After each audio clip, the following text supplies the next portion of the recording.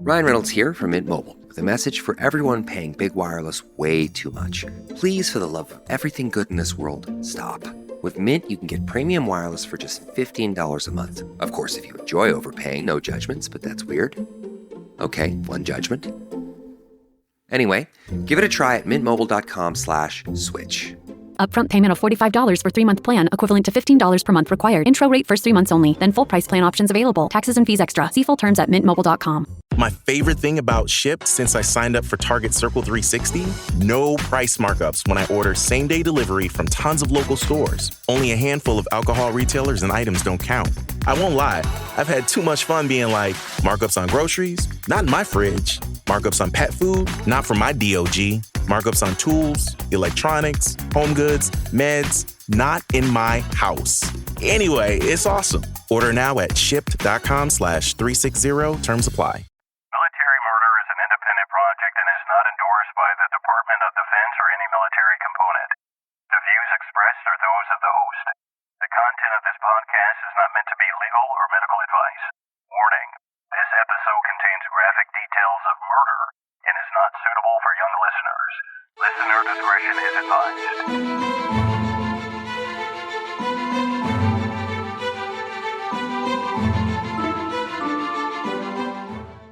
Welcome back, True Crime Army. I am your host, Margot, and this is Military Murder, a show where I discuss cases involving military members and veterans, and sometimes their family members.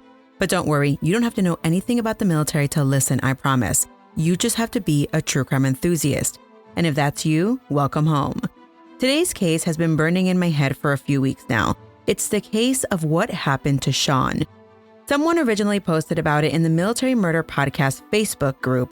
As I typically get so many case recommendations on a weekly basis, I skimmed the Facebook page dedicated to this particular case and I felt really bad. Then a friend of mine and fellow military spouse true crime podcaster Holly from Crimeaholics was like, "Girl, are you going to cover this case or what?" And by this point, I went back to the Facebook page, the What Happened to Sean Facebook page, and I saw that the sheriff's office had made a statement. I watched all 10 minutes of it, and after I was done, I thought, wow, that was really weird. So I reached out to the team running the What Happened to Sean Facebook page. Initially, I was just going to do a quick TikTok about this case, but it seemed like the more I dug into it and the more information that I saw and read, that I felt like I had to do a full podcast episode to kind of explain everything that the family has told. And here we are. Join me today as I walk you through the death of 12-year-old Sean Daugherty. This case does involve the death of a child and mention of suicide, so listener discretion is advised. Now, let's dig in. My sources for this episode come almost exclusively from the What Happened to Sean Facebook page. I am using verbatim statements from that page and did obtain permission before doing that. I also use reporting by Abby Crank from the Virginia Gazette and Ellen Ice from WTKR. I would be remiss if I didn't tell you that I also listened to the Gone West podcast episode released in early September, which go check out that episode on this case and check out that podcast in general. They're pretty awesome. So what happened to Sean? Sean Daugherty is a child of 2 lieutenant colonels, which is why I am covering it here. Sean Daugherty was born on November 8th, 2009. And at the time of this story, Sean was a 5'10" 12-year-old 6th grader at Tabb Middle School in Yorktown, Virginia. He was one of 4 kids in his blended family. Living in the home at the time were Ramona, who's Sean's mom, Jared, Sean's stepfather, Maria, Sean's 16-year-old sister. Then came Sean. Then Sean had 2 half-brothers who were 5 and 2 years old. And we cannot forget about Latvian grandma Viha, who has lived with Ramona and her kids throughout Ramona's entire military career, which is lengthy considering that Ramona is a lieutenant colonel. And I should point out that Jared's last name is Rivas. At the time of our story, the Daugherty Rivas family lived in a small Hoa community of Wythe Creek Farms on Sandalwood Lane in Yorktown, Virginia. They had been living in this home for a few years now, but of course, we're coming off of COVID restrictions, and Virginia, it's one of those places that barely lifted restrictions just like a few months ago. I'm just kidding. But, due to COVID, well, Sean's family had friends and acquaintances, like the small chit-chat kind, nobody that they were extremely, extremely close with. Well, in the spring of 2022, the family was notified of an impending PCS to the Pentagon, and the family readied the house for sale. And if you remember, back in April of 2022, the housing market was still hot. So the family put up the house for sale and they got a buyer, but not just any buyer, a buyer who was nice enough to do a rent back to allow the family to get their affairs in order before the PCS. With the big move on the horizon, the family planned a spring break trip, and for their destination, they chose a Disney cruise. The trip was marvelous, and when everyone returned from the cruise, everyone was riding high. I am sure there was loads of sleeping because Disney trips can be exhausting, but the family had so much fun that they quickly booked their next Disney trip. It would take place in August of 2022, and this time they were heading to Alaska. This brings us to April 12, 2022. In order to prepare for their August adventure, on this Tuesday, Ramona took Sean to get his passport renewed at the library. 2 days later, on Thursday, April 14th, however, everyone's life in the Daugherty Rivas family changed forever. The day appeared to be going well, at least the first half of the day, but as often happens with kids in life, once the kids are prepping to come home, all hell seems to break loose. And I always wonder why that is myself. Sean typically rode the bus to and from school, and sometimes he would get a head start on his homework while on the bus. And on this day, April 14th, that's what Sean did. He eventually got off the bus at about 3:02 p.m. The bus dropped him off a whopping 2 houses down from his house, so he walked home. When Sean walked into the house, the only 2 people at the house were Viha and the youngest brother, who was 2 years old.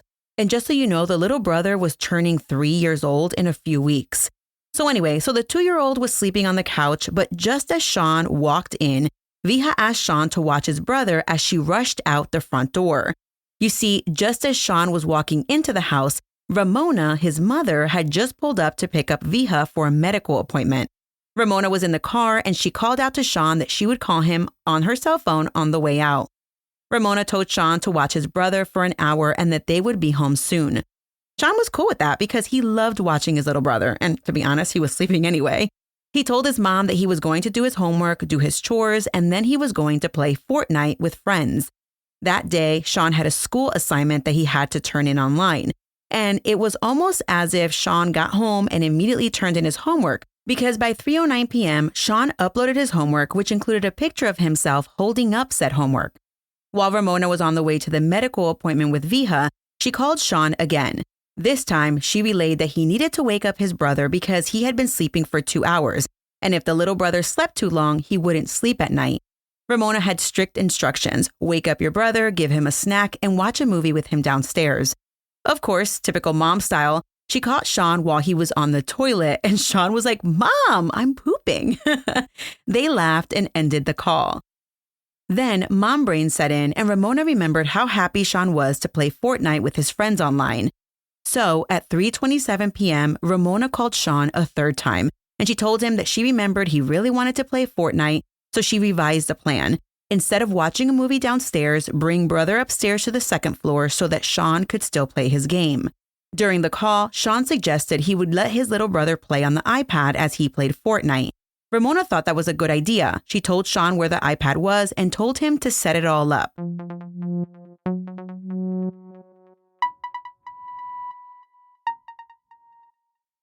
On April 14th, 2022, while Sean was home alone with his 2-year-old brother, Ramona and Viha were at a medical appointment. Jared, the stepfather, and the 5-year-old were roughly 40 minutes away in Williamsburg at a different appointment, and Maria, the 16-year-old sister, was at a tennis match. Sometime after 4:30 p.m., Maria rushed home because her boyfriend and his mom were on their way to pick her up for the lacrosse game. As soon as Maria got to the house, she tried the front door, but it was locked.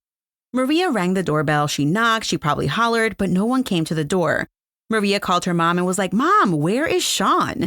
Ramona told Maria to call Sean's cell phone because he was probably upstairs and couldn't hear the doorbell.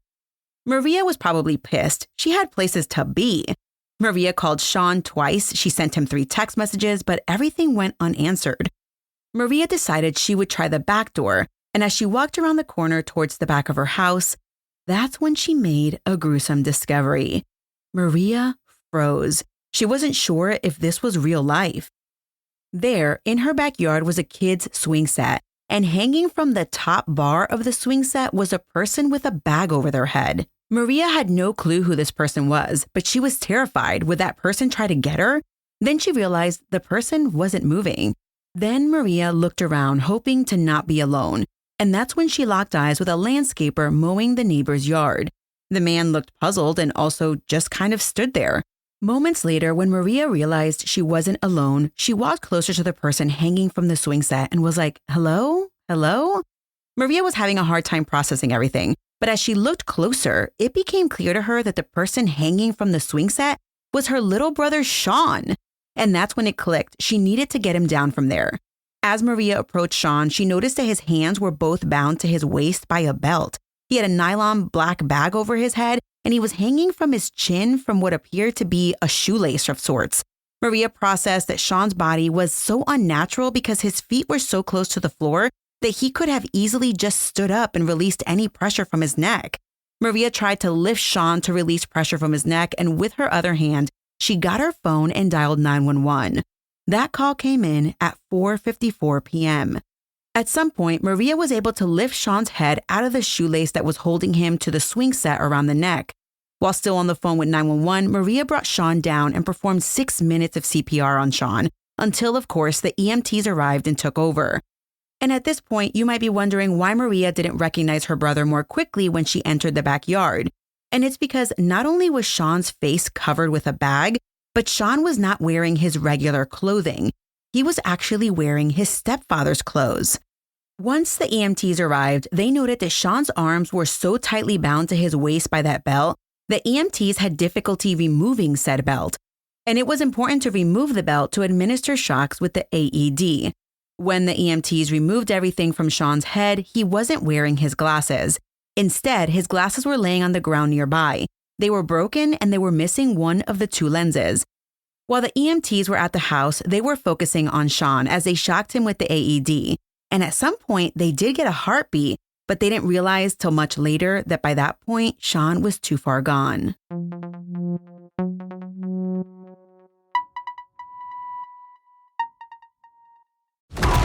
Impact confirmed. The Slayer has been activated. Demonic threat level increasing. Hold the line! All the power of hell cowering before one man.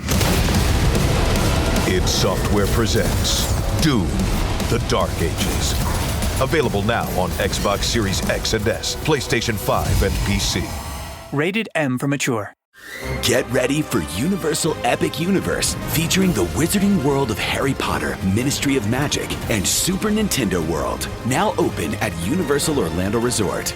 Tickets and packages on sale now at universalorlando.com. Maria had called her mom to ask about Sean, but after she hung up, Maria never called Ramona back. She was in fact trying to save her brother's life.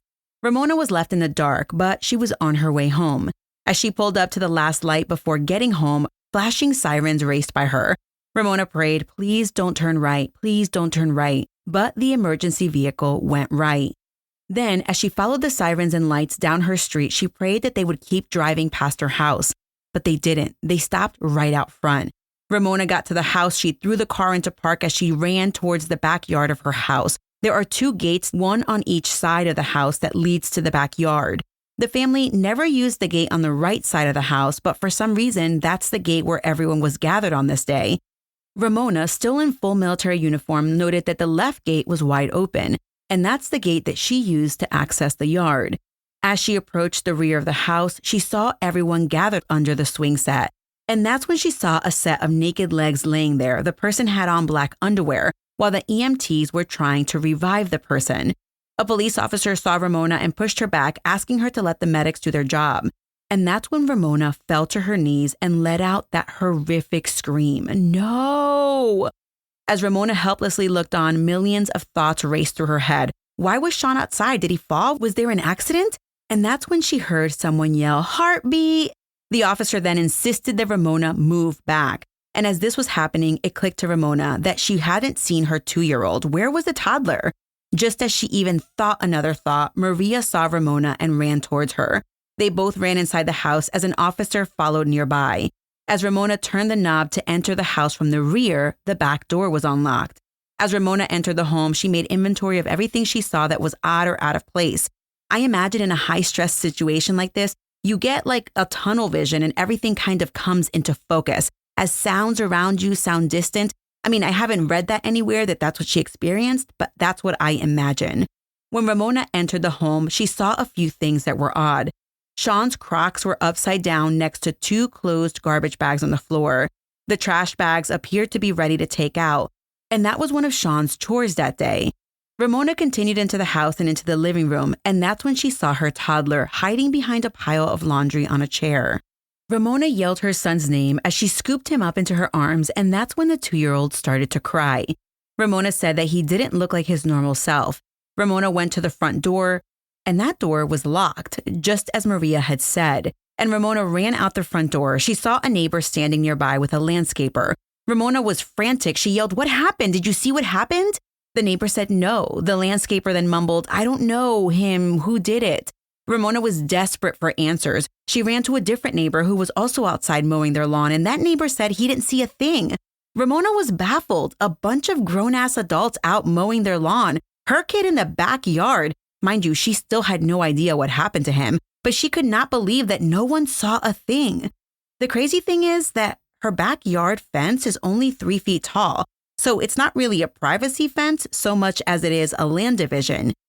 Ramona noted that one neighbor had several cameras fixed to his house that pointed into the yard, but as it usually goes, they were all disconnected and hadn't been recording in years.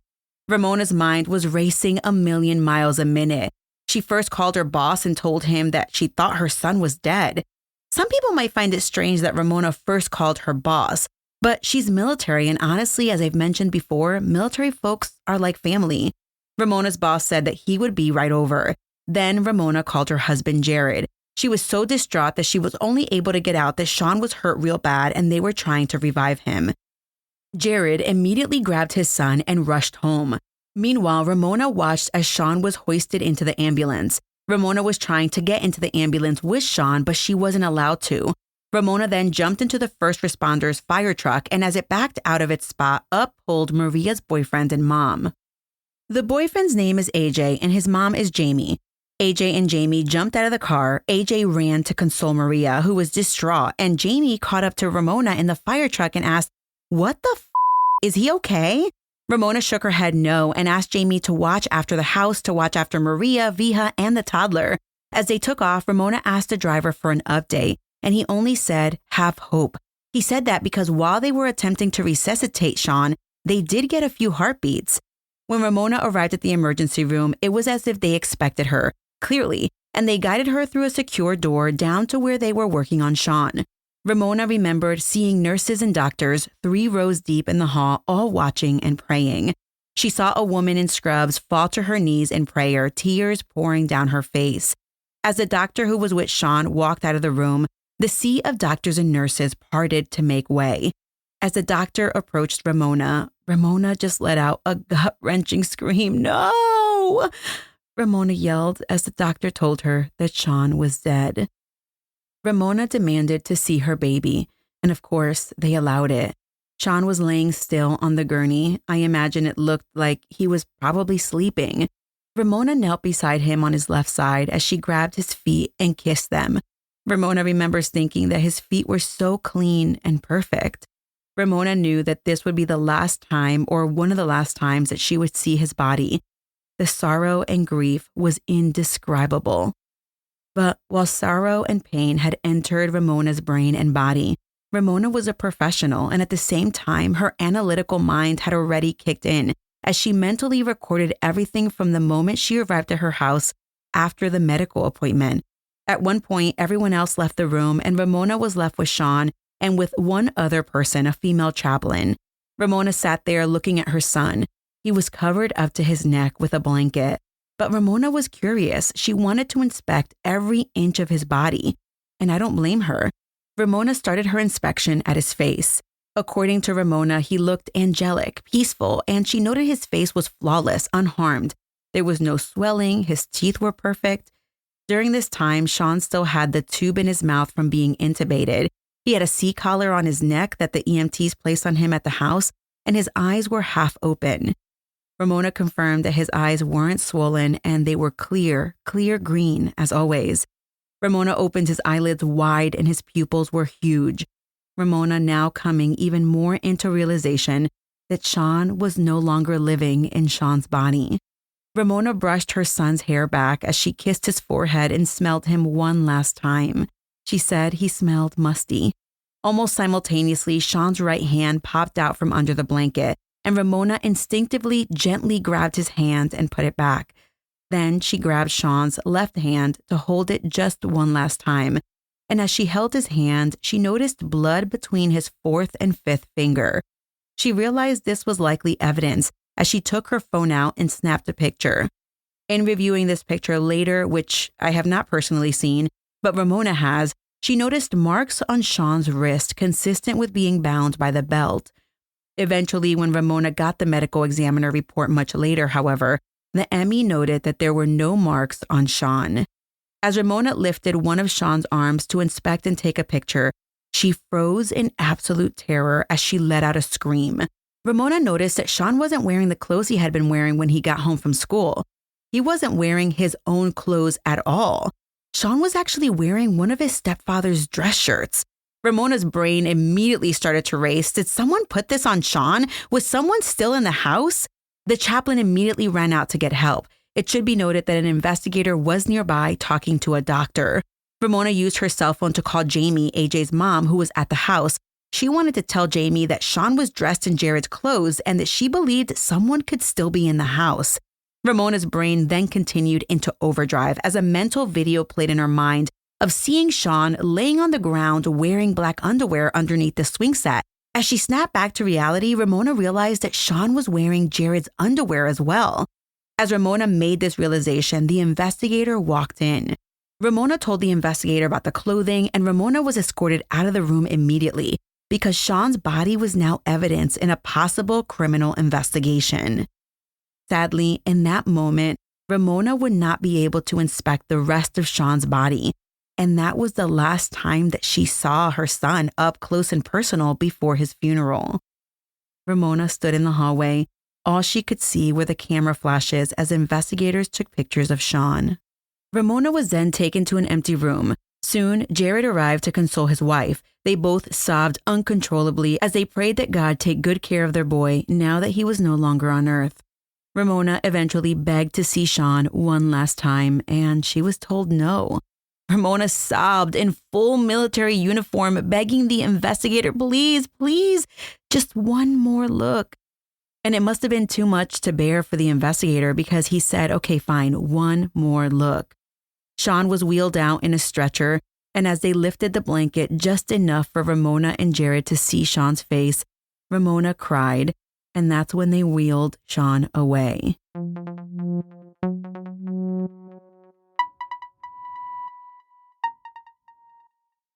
Back at the Daugherty Rivas house, as Ramona left in the fire truck, Maria stood in complete shock. She was distraught by what she discovered. She should be on the way to the lacrosse game, not sitting here, her entire life completely shattered. At the house, 2 officers waited for detectives to arrive to begin their death investigation. AJ and Jamie were a blessing in disguise. They consoled Maria, spoke to officers on scene, and tended to the 2-year-old. When Jamie received that frantic call from Ramona about Sean wearing Jared's clothing and a potential intruder, Jamie told the 2 police officers at the house, and they said that they would take a look around. They did their search and cleared the house. No intruder in sight. Moments later, a detective arrived and started the investigation with asking Maria questions. She was, after all, the first person who found Sean. Jamie sat next to Maria, who was answering all of the questions. Jamie and Maria recalled that almost immediately, the investigators' line of questioning were all about suicide. The detective asked if Sean had ever tried to hurt himself, and Maria answered truthfully, she didn't think so. They asked her if she ever saw a scratch on his neck, and Maria said that maybe he had a scratch the week before or something like that, but she thought it was from one of the younger brothers. You see, one of the boys is autistic and, according to the family, often grabs necks. The detective asked if Sean had any school troubles. and Maria told the detective that a few months earlier, around Christmas time, Sean was having some trouble with 3 girls at school who were teasing him. But Maria assured them that that issue with the 3 girls had been resolved. Maria shared that they had just returned from a Disney cruise a week earlier, and she thought Sean was happy. She said he gave no indication of suicide or depression. Maria insisted that the position in which she found Sean, it was just unnatural. He must have been harmed, she thought. Someone had to have done this to him. Maria told them that the position in which he was hanging, his feet could easily reach the floor. In fact, Sean could have easily stood up on both feet to release the pressure from the thing around his neck. And remember, I told you that Sean was 5 foot 10 inches tall. After they were done questioning her, Maria went to a nearby table and sat with AJ. She actually sketched out what she saw in the backyard that day, but the investigators were not interested in her sketch, so they didn't even bother taking it with them for their files. While the investigators were at the house, Jared and the 5-year-old arrived. As Jared pulled up to the house, he saw a ton of marked and unmarked cars. Jared ran into the house. He hugged Maria, telling her how much he loved her. Jared handed off the 5-year-old to Jamie and Ramona's boss, who was still at the house, as Jared grabbed his 2-year-old and squeezed him so tight. Jared was well aware that Sean was gone for good at this point, and as he approached his mother-in-law, Viha, he told her that Sean was gone. Viha was devastated. As she braced herself with the stairs, she cried out, "My little Sean, my sweet Sean." One of the officers approached Jared and asked a few questions. Jared asked the cop, "Well, what happened?" The cop said that he and another officer had arrived and felt that something was off. That's why they called the investigative team. The cop continued, quote, "This doesn't sit right with me. I don't think your son did this to himself," end quote. Jared wholeheartedly agreed and said that Sean would never hurt himself. At some point, the investigators had to lock down the house to properly investigate. Everyone was outside now as a neighbor brought lawn chairs over, one especially for Viha, who was an older woman. Neighbors kind of watched from a distance, wanting to know what was going on, probably feeling chills run through their bodies, as often happens to me when I see a horrible car accident. Kind of like my morbid curiosity, always wondering what exactly happened. All the while, inside the house and in the backyard, investigators took pictures. While the investigation into Sean's death is already complete, the family has asked and has been denied access to those pictures taken at the house on that day. So during this time, Jared left the house to meet Ramona at the Riverside Hospital. Outside the house, a neighbor brought some pizza for everyone to eat on the front steps. The family has mentioned that there was one neighbor in particular, a woman, who was acting skittish. She kept approaching 16-year-old Maria, but something seemed off about her. So Jamie asked the lady to leave Maria alone. At some point, Jamie and Ramona's boss loaded all the kids up in the car and headed to lodging on Langley Air Force Base to spend the night, as the investigation inside the home continued.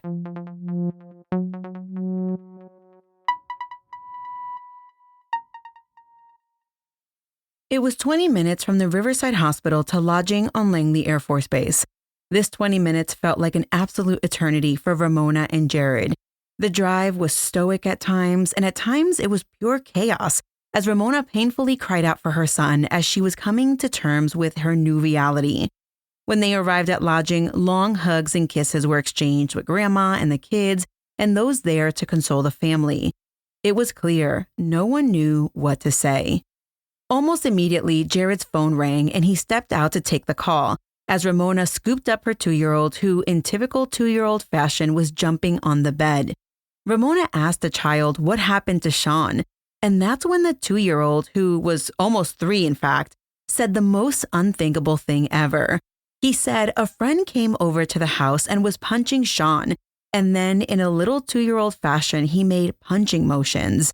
Ramona was shocked. Was she hearing correctly? Just then, Jared walked in and announced that the investigators were done with the house and that they said they could return home.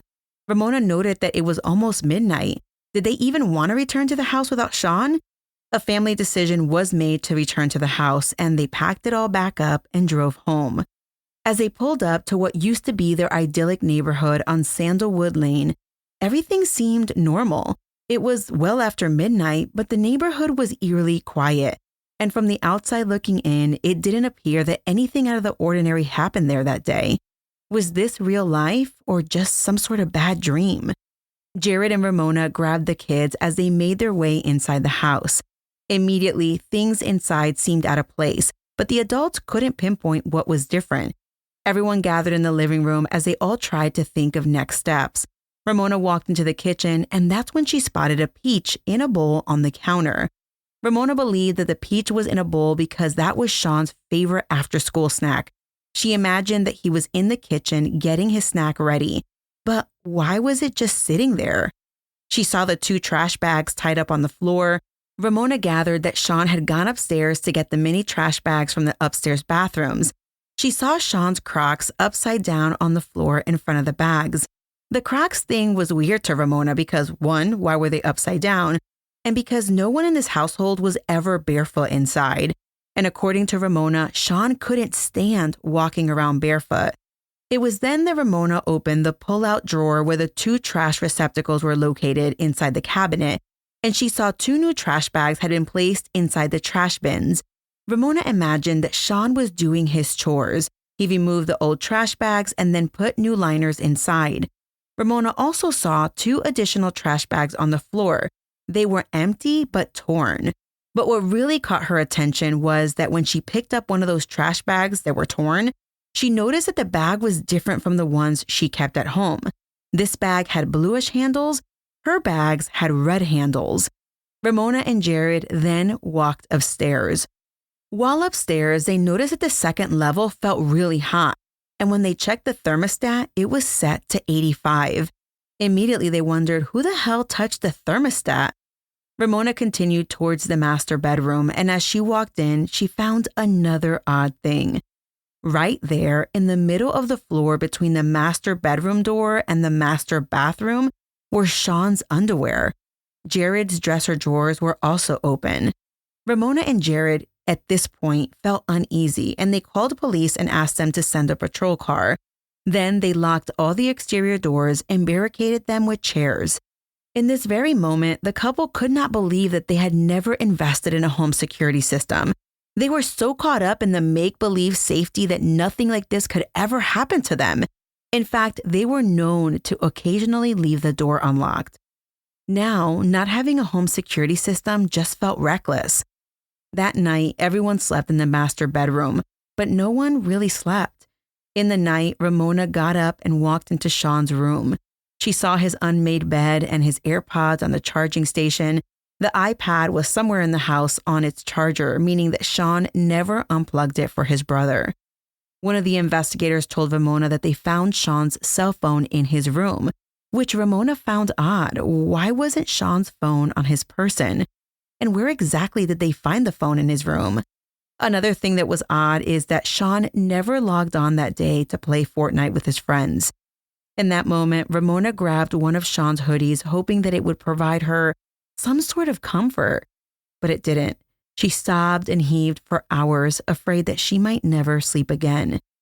As she sat there, she thought, what happened to Sean?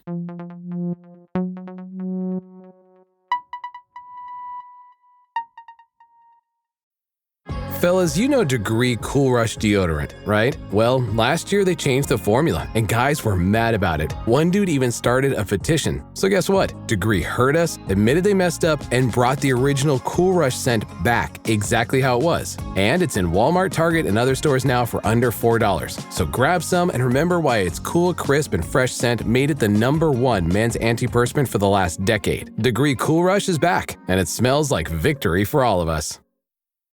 Running a business comes with a lot of what-ifs. But luckily, there's a simple answer to them. Shopify. It's the commerce platform behind millions of businesses, including Thrive Cosmetics and Momofuku, and it'll help you with everything you need.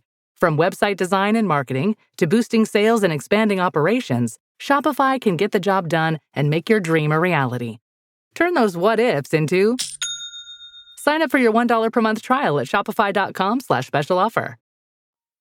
On April 15th, 2022, everyone woke up hoping that everything from the night prior was just a bad dream. But it wasn't. Sean was still gone. Jared woke up and called the investigators because he wanted them to come by the house to discuss what they found the night prior. The peach, the shoes, the trash, the underwear.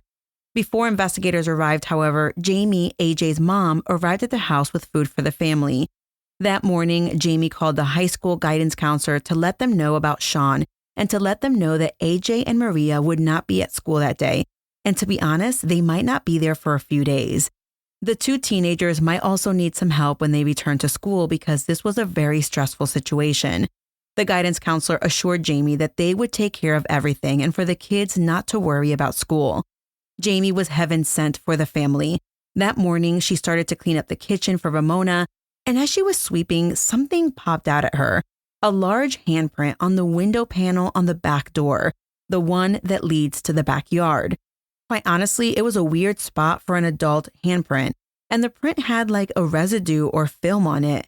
Jamie called Ramona over to inspect, and Ramona said she would tell the investigator because they were on their way. That morning, Ramona went through all of the trash bags that she owned. She liked to buy in bulk from Costco, so she wanted to know whether the blue-handled trash bags came from one of her stash, but they didn't. After each search, not one blue-handled trash bag in the house. So, where did it come from? Investigators soon arrived at the house. Some went upstairs to inspect, some went out back, and then two investigators interviewed Maria and Ramona back to back.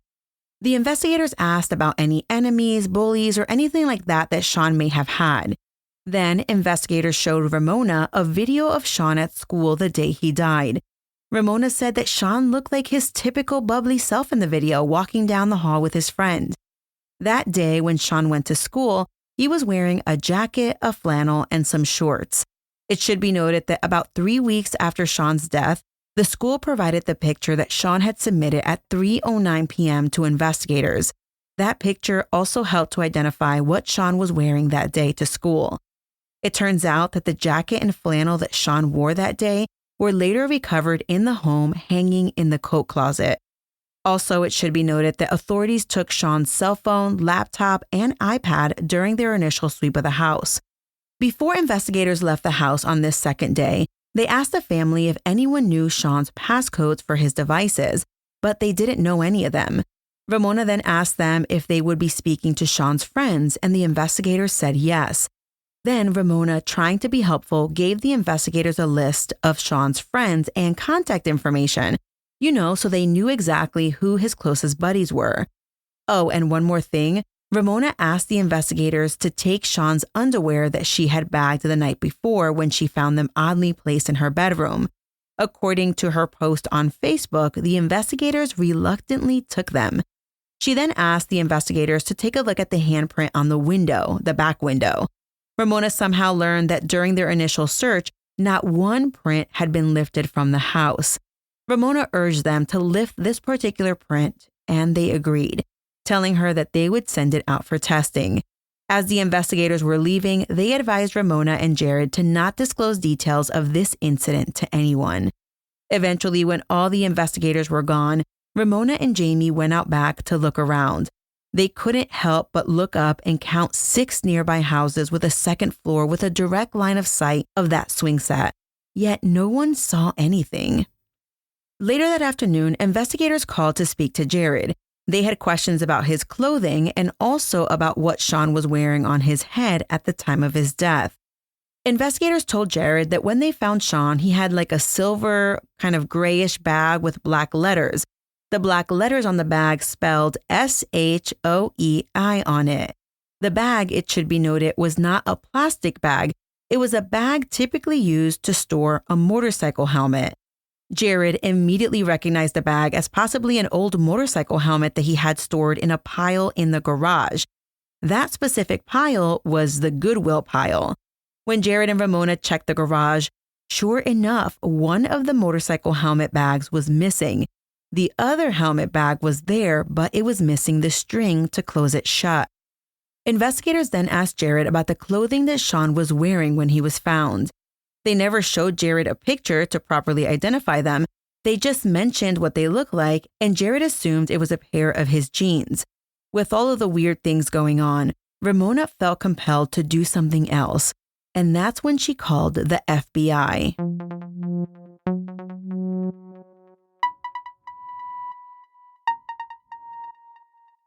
Rumors on Sandalwood Lane were running wild. No one was outwardly talking about Sean, but it was clear that everyone was talking about Sean. Why hadn't Sean's death hit the local news at least? Concerned members of Sean's community called the sheriff's office wanting to know if they should be concerned, and they were instructed that this was an isolated incident and there was nothing to be afraid of. There was no killer on the loose. The sheriff's office even sent investigators to the high school to assure staff that there was no threat to the community. And Jamie, the family friend that had been helping out the family, well, the day after Sean died, she got a call from the investigator who told her that because this was an active investigation, she was to not talk about the case at all. She was specifically told no calls, no gossip, and absolutely no social media. When Jamie got the call, she was feeling sick. According to her, she hadn't spoken to anyone outside the family about Sean, except for the school guidance counselor to advise about the kids' absences. Over the course of the weekend, things continued to get more and more strange for the family. They were flooded with thoughtful meals and flowers from neighbors. But interestingly, the school had not notified Sean's classmates about his passing. The family received worried calls and messages on social media about people who heard something happened, but they weren't sure what. That weekend, Ramona framed her favorite picture of Sean, and she stood it at the base of a tree in front of the house. Next to the picture, she placed a candle. Soon, neighbors began to leave flowers, trinkets, and other messages for Sean. It should be noted that it was Easter weekend. That Monday after Easter, not even a week after Sean died, an investigator delivered Sean's glasses to the family. Sean's glasses were broken and they were missing a lens that was never found. But the investigator returned the glasses because they thought that the family might want to bury Sean with his glasses.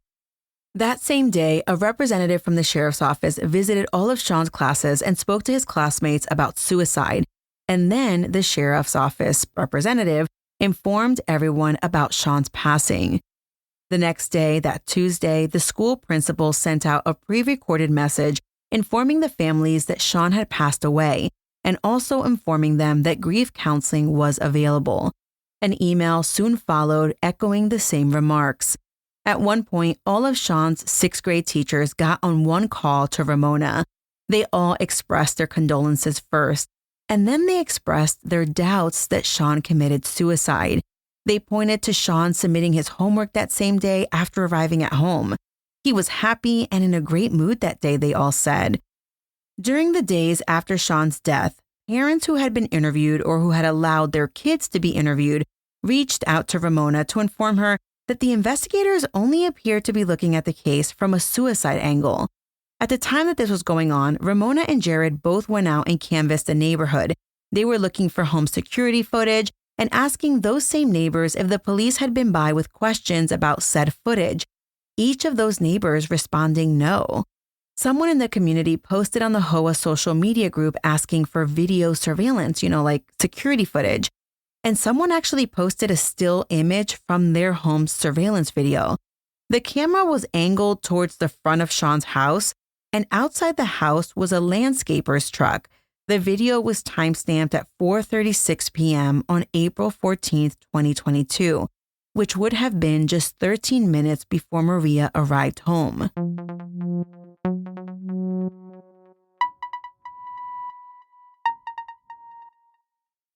Sean's death was officially ruled a suicide. As Sean's family attempted to get answers about the investigation, they had been met by naysayers who believed they were just a grieving family who couldn't get over that their son committed suicide. But that wasn't the case at all. The family just felt like there were too many unanswered questions, and they still feel this way. Why would a boy about to commit suicide make himself a snack yet not even take a bite? Why would a boy who was about to commit suicide submit his homework on time? And why would a boy who was about to commit suicide prepare to do his chores? And why would a boy about to commit suicide leave his Crocs upside down? Also, are they to believe that either after or before Sean did these chores, that he then went into his parents' room, changed into his stepfather's clothes, went into the garage, grabbed that black bag, removed the lace from the other black bag, went into the yard barefoot, miraculously had clean feet, even after trotting through grass. Then he proceeded to hang himself with a string that wasn't even that tight around his neck? In fact, the What Happened to Sean Facebook page says the string was around his chin. Then, allegedly, after he was hanging, this young boy tied a belt tightly around his hands, immobilizing himself. I mean, listen, I am not a conspiracy theorist, but this all does sound weird, and if I was a parent, I would be questioning it as well. And what about the little brother who said that there was a man chasing Sean and punching him? Well, after months of being told that they were crazy, that they needed to just move on, Sean's family decided enough was enough. Their silence had bought them nothing. So they took to social media with the What Happened to Sean campaign. On the streets of Sandalwood Lane, houses bore what appeared to be political campaign posters, but instead it was giant posters that said, "What happened to Sean?" with Sean's gleaming smile pictured as well. I've been working with the moderators of the Facebook page to bring this case forward to all of you, my true crime army, as Sean's family is trying to get a second set of eyes on Sean's case. At the time of this recording, the family has a change.org petition that has garnered over 20,000 signatures. So the social media campaign that the family has put forward is working. The Facebook page was created in July. The first post was made on August 19th, 4 months after Sean's death. It was through an initial video of Ramona telling the public about her son's death and all the inconsistencies, and 11 subsequent posts that I learned all of the above facts, most of them taken verbatim from the post with the family's permission, of course. The first post read in part, on April 14th, 2022, Sean Daugherty passed away unexpectedly at his home in Yorktown, Virginia, under suspicious circumstances. The post gives us more information about Sean and then goes on to say, quote, "Never in our wildest dreams, specifically in 2022, did we think that an investigation could be so biased and assumptions-based. We have been dismissed repeatedly. They will tell you we are crazy, unable to let go. They will tell you it was suicide and it's a cut and dry case. They will say suicide never makes sense. All we ask is that you pull up a chair, hear us out, and come to your own conclusion. We think you'll agree that there are way too many things that don't add up. Help us find what really happened to Sean," end quote. As a True Crime Army may know, if you've been a longtime listener, I try really hard to not be a conspiracy theorist, and I try to believe that investigators will always do the right thing. But I also know that sometimes cases are overlooked. Well, as I was going through everything, I found the Poquoson official response to the family's social media campaign. I'm going to play it for you in its entirety. It's about 10 minutes. It was posted on the Facebook page, on their Facebook page, not the What Happened to Sean Facebook page, but on the Sheriff's Department Facebook page. And it was posted on August 23rd, just a few days after the social media campaign began. You will be hearing Major Ron Montgomery's voice with the Poquoson Sheriff's Office. Statements have caused concern in the community that the death of a 12-year-old on April the 14th, 2022, has not been fully investigated by the Sheriff's Office, and that there may be a killer in our area that poses a threat. Nothing could be further from the truth. It has been the long-standing policy of the Poquoson Sheriff's Office to not release information relating to cases of suicide, particularly those cases that involve children. We do everything within our power to preserve the privacy of the grieving family. We take these matters very seriously, evaluate all evidence, and consider all possibilities. The Poquoson Sheriff's Office is aware of a recent social media site created to provide the public with theories surrounding the death of this 12-year-old. Much of the information being posted to this social media site is opinion, innuendo, and fabrication, which is not consistent with the evidence that was collected by Sheriff's Office investigators during their investigation. Once that evidence was collected, it was submitted to the Department of Forensic Science for evaluation and later to the Office of the Chief Medical Examiner. By law, in Virginia, it is the Chief Medical Examiner's responsibility to determine the manner and cause of death which they, the Chief Medical Examiner's Office, determined to be a suicide. In addition, the Sheriff's Office met with the family on multiple occasions and gave them the opportunity to discuss this investigation. Additionally, an offer was made to have a group meeting after the findings of the Chief Medical Examiner's office that would include the family, members of the York-Poquoson Sheriff's Office, and the Office of the Chief Medical Examiner. As of this date, the family has not expressed interest in scheduling the meeting. Instead, they chose to post this video publicly. There were several key points that were made in this video that the Sheriff's Office will address. First, in the video, the mother said, "They have told me a few times that they really don't know how to investigate this kind of murder case because it's really complicated." The implication being we, the York-Poquoson Sheriff's Office. That statement is absolutely not true and was never made to this mother. Our investigators are recognized in the Hampton Roads area as professional, caring, competent major crimes investigators. They have investigated and solved numerous cases that include homicides, suicides, rapes, and robberies. They have several decades of investigative experience within the division. The investigation divisions consist of graduates of the Virginia Forensic Science Academy, which has certified them as crime scene experts. Along with processing the scene and interviewing witnesses and the family, investigators interviewed a significant number of people to include surrounding neighbors, lawn care personnel, school officials, friends of the 12-year-old, and other community members. The results of these initial interviews did not identify any potential suspects. Also during the course of this investigation, the family provided information on individuals that they believe may be involved in the case. Their suspicions were based on people that they merely believed to be in the area at the time of the incident. These individuals were all located, interviewed, and ruled out as persons of interest by Sheriff's Office investigators. The evidence collected and documentation shows many discrepancies in the version that was put forth on the family's page. The videos and photos you see on their social media site are not from the actual scene. They have been fabricated. First, the video of the man walking in front of their house is from 1 month after the incident, not the day of the incident. 2, the blood spatter image depicted in the video was not from the scene. However, we went back to the home on May 20th, 2022 at the request of the family. During that visit, the mother pointed out a red stain on the wall in the upstairs area of the home. Investigators photographed that stain on that date. Later, investigators reviewed the photographs that were taken on April the 14th, 2022, the day of the tragedy, and that stain was not present on that wall on April the 14th, 2022.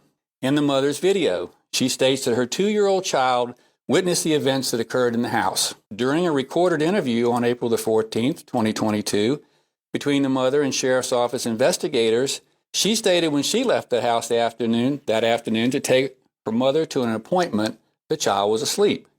When she returned home after the tragedy had been discovered, she is quoted as saying to the Sheriff's Office investigator, quote, "Thank God he was still asleep," meaning the 2-year-old. The information that she stated in her video about the 2-year-old has never been disclosed to the Sheriff's Office. In the mother's video, she states there was mud in the backyard, even refers to it as swampy. And she noted that there was no dirt on the 12-year-old's feet. Images from the day of the incident on April the 14th show that the grass was not wet and the yard was not swampy. There have been many statements on this website regarding the alleged staging of the scene. The photo of the backyard displayed on the social media site shows a swing set and a chair. It's important to note that the swings that are wrapped over the top post of the swing set and the chair were moved by York County Fire and Life Safety personnel in order to create enough space to render life-saving measures.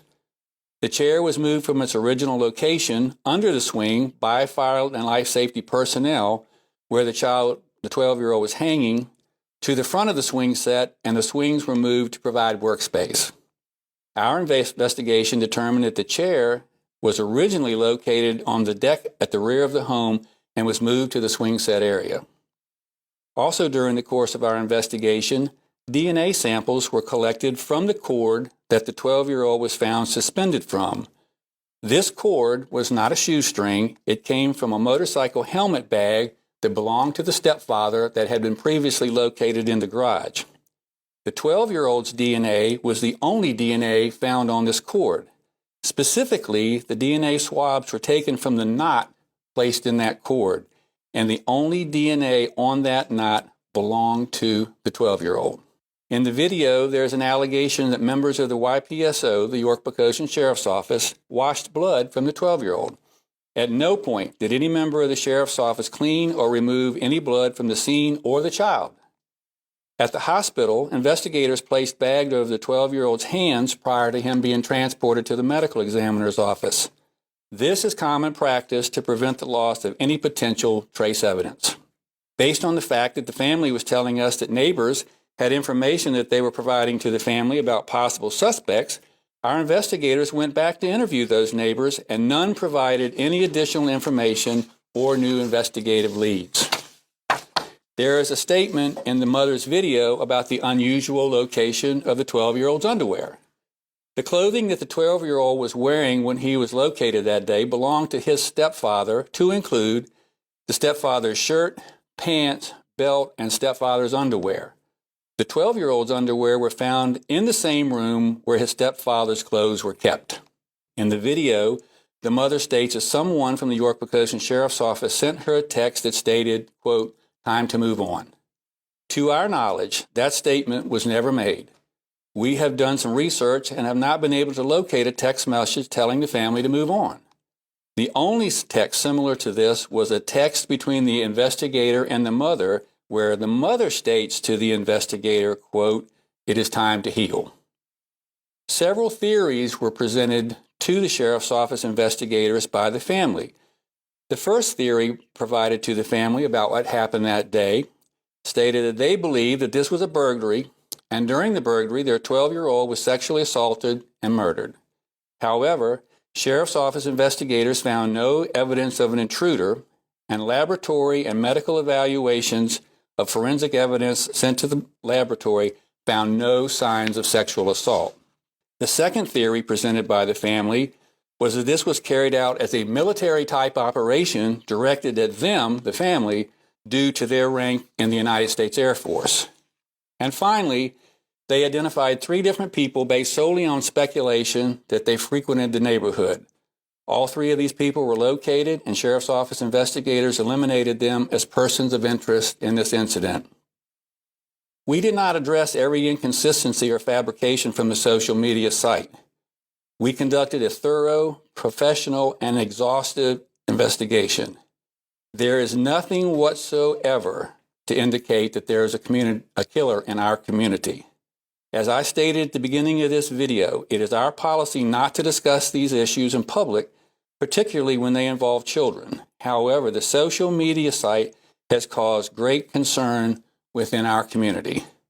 We still extend an invitation to the family to meet with members of this agency and the Office of the Chief Medical Examiner to discuss the results of the autopsy and our investigation.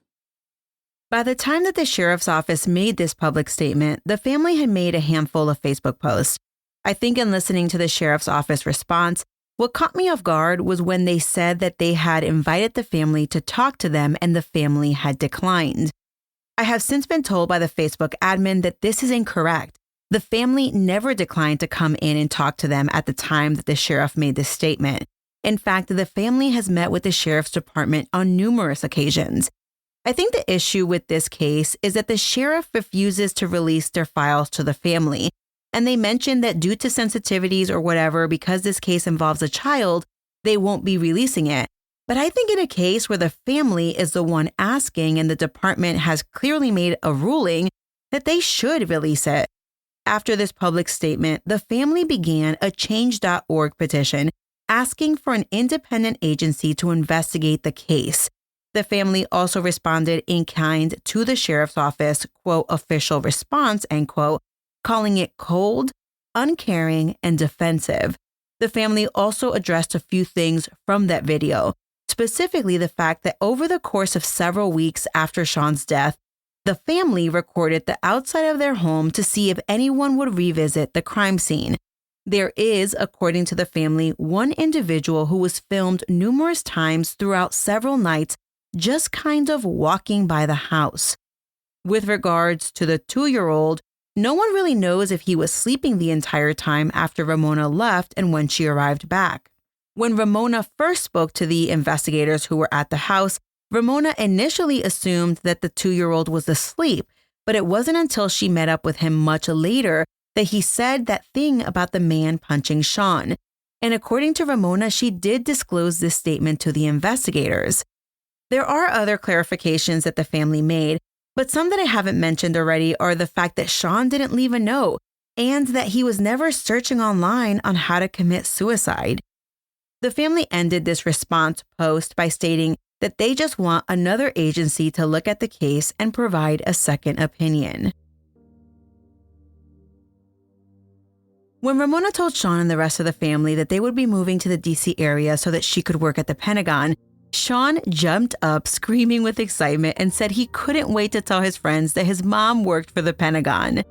Sean asked Ramona if he could visit the Pentagon with her, specifically so that he could buy some milk chocolate candies with the Pentagon stamped on them.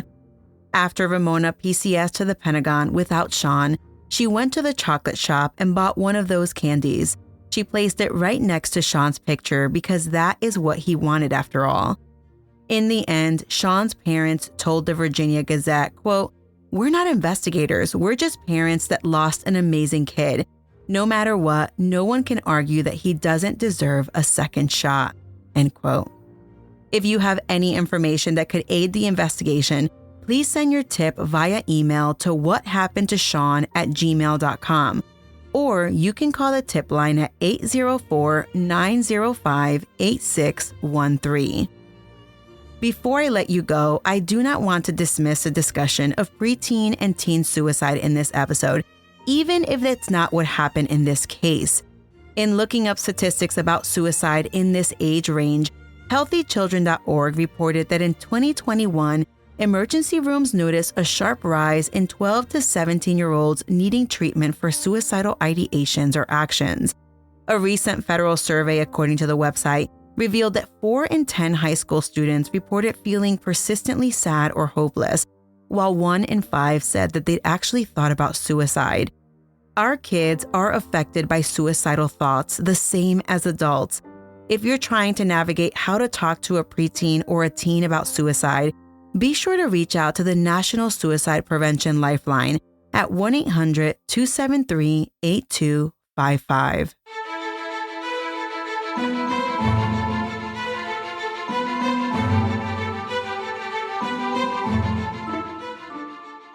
Just to reiterate, if you have any information that could aid in Sean's investigation, please send your tip via email to whathappenedtoshawn@gmail.com or contact the tip line at 804-905-8613.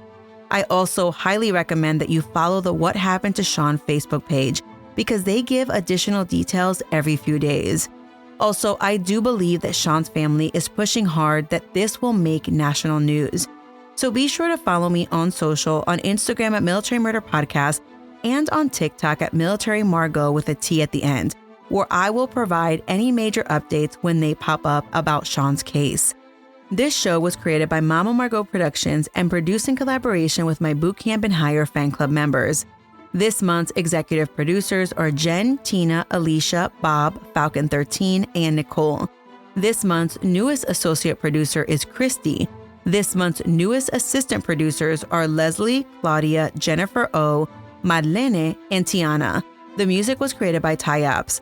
Until next time, remember, you never really know what someone is capable of, so remain vigilant always. You have a fabulous week, and I'll keep digging to bring you another military murder story next time.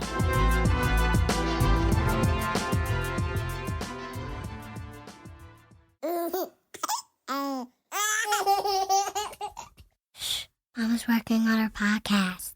I don't want to.